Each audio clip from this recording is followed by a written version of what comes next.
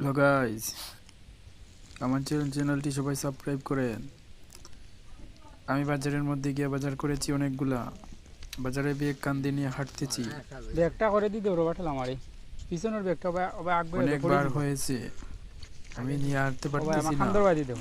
ও আরেকজনকে বলছি ও একটু দৌড়ার জন্য, উনিও দৌড়েছে, আমাকে হেল্প করেছে।